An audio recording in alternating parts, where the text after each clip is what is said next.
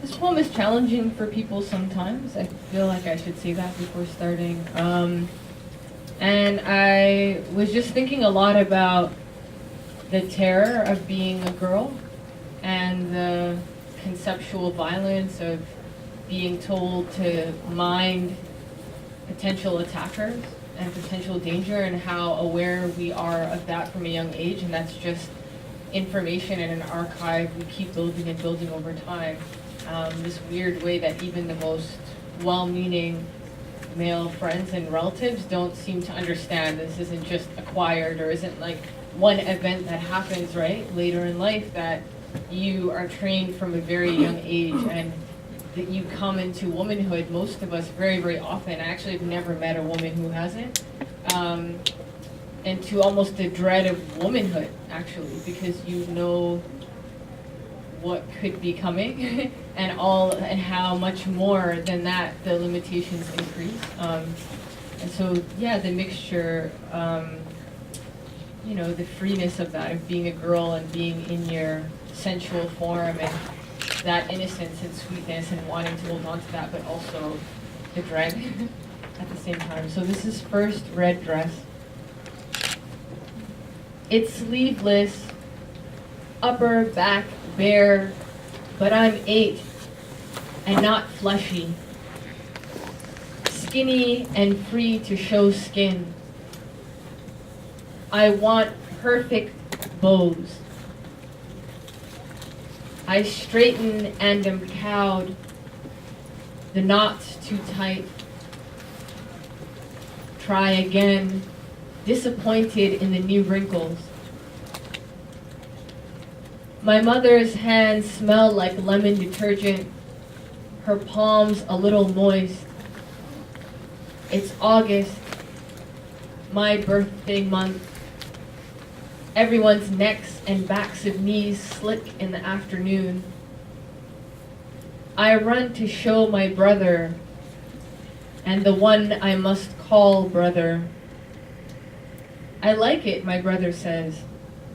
The other says, go out in that dress and you'll get split like a watermelon down there. I can twirl and balloon its full skirt. I take full strides. How could I rip anything? Fall on a big rock?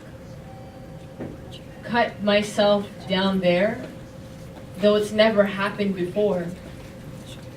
First red dress and difficult to put on, take off. Red cotton with peacock feathers all over.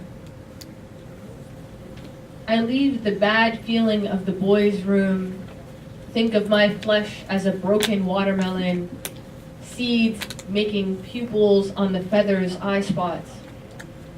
Pink flesh and black eyes on my flesh, like the time I dropped a melon on the front step after carrying it alone from the car. Me and my mother and brother ate it anyway, spooned in two it split, left some for the ants.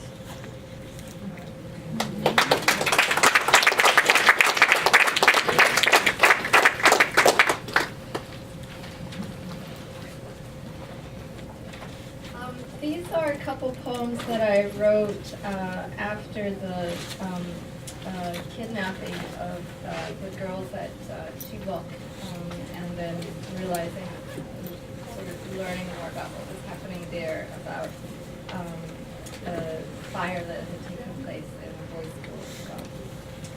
Introit for girls' voices in the physics lab. Fire, we flinch, then lean into the light. A Bunsen burner transfigures air into flickering tongues of indigo. We watch the curious commotion of copper sulfate flaring into a bright blaze of turquoise. Fire, we come to learn how compressed air powers an engine, how pressure does work. We come to prove our candlelit diligence, our memories sharpened by flame. What we know cannot be countered, the law of thermodynamics, relativity, force. Open the gates and examine us. We will silence those city bureaucrats who claim girls who learn by firelight will never pass. Tomorrow, we do our part. We wield our nibbled pens for the principle of uncertainty. Our heads are clear, our minds made up. Antiphon for boys' voices in Sambiza Forest. Fire, first the sour smell of petrol spilt on dust. We too knew of conversion, chemical energy turning to light. We were slow, but clutched in flames, we wasted all their bullets, charred as we were. Ashen, now we spirit see the mad one leap from a lorry. She limps into the dead of night. More sober, her sisters take to the forest. They cook, they pray again. Our sooty eyes foresee their return, nursing horrors at their breasts. Fired with impossible love. Look at us, we 29 boys gone up in smoke. Bring us back to mind. Water our memory with your tears. Oh, spare us some water too.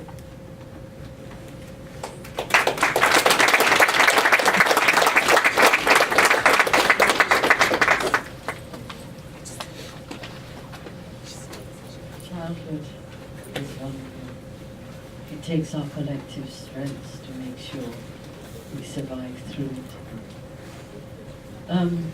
We had prepared two more sections, one on history and memory, and the other on exile.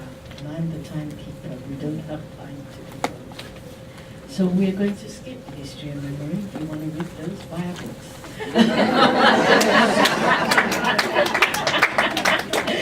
And we are going to end with the 4 poems about exile and migration, because that is what has brought us all into this space. So this section will begin with Ladan's Parable for Refugees.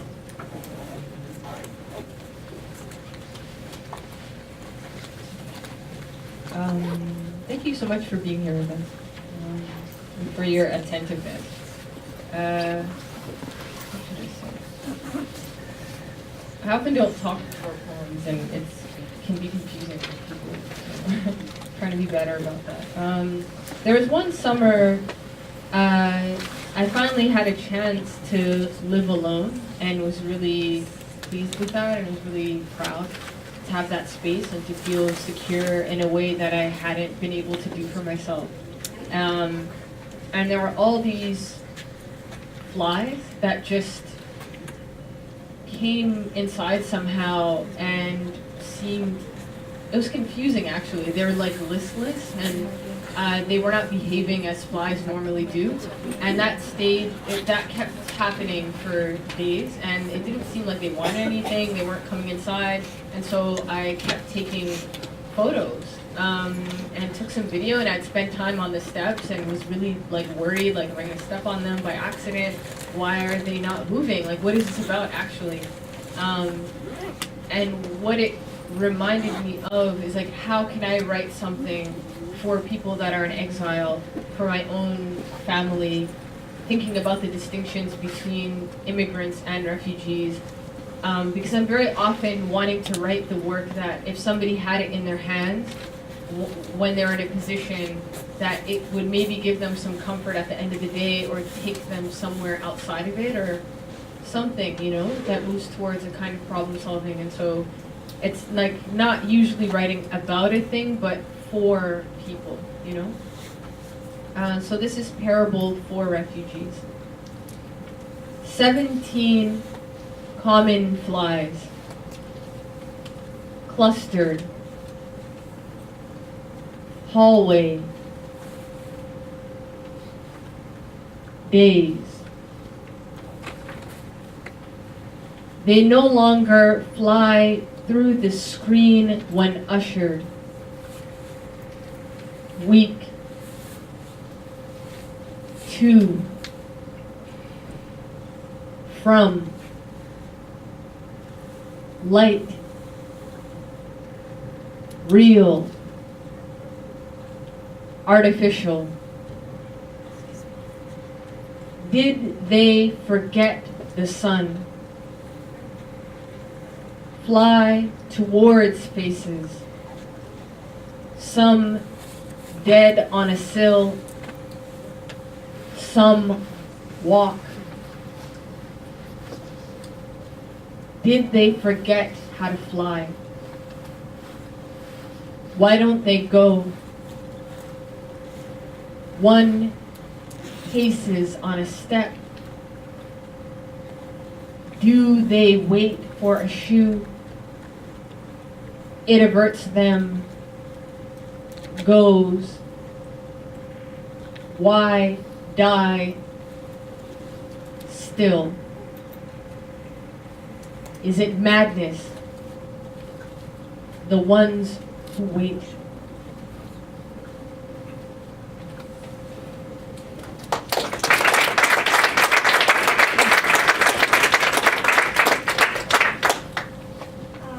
Last summer, there was an article in the New York Times about the Isle of Lesbos.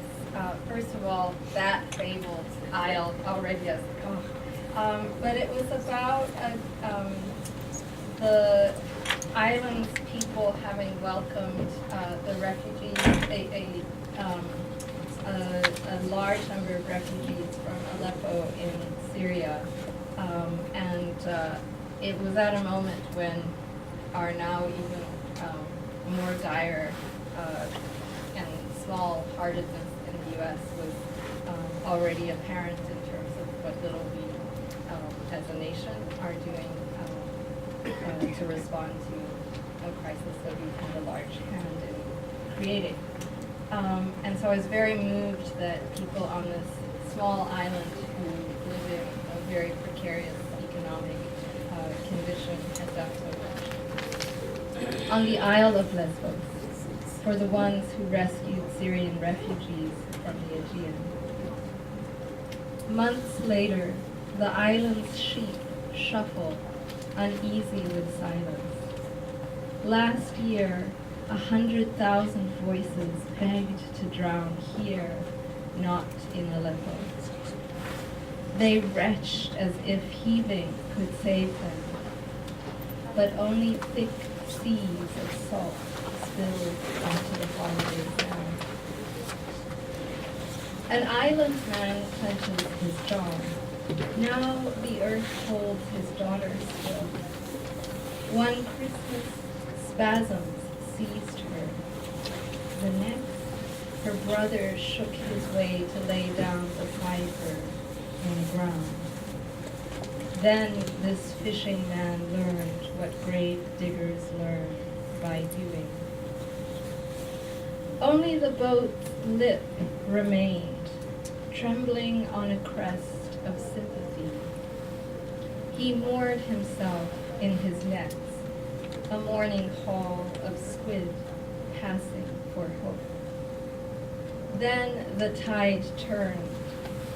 His arms filled with other men's children come to rescue him from the ocean of a father's aging grief. Mothers' mothers were caught off guard. They herded their off-season crowd into guest houses and fed them sheep's milk, taking care to look past stumped hands. These sibyls already knew from Turk and Greek how opposites can hurl waves of rage at a no man's land and leave men and women in ruins. If they had it to do over again, they would and could, now that their villages have cleared, now that the boy's photograph has won a Pulitzer and slipped out of minds. Beauty ebbs into the island's soul. It is no longer spectacle enough to drown out Madeire's holiday sirens or Ibiza's disco scene. Once a day, a woman sights a tiny ghost toddling across the water. All these islanders have earned is anxious rest. Not even those stranded at home can live without bread to kiss or milk to rinse its taste from their mouths.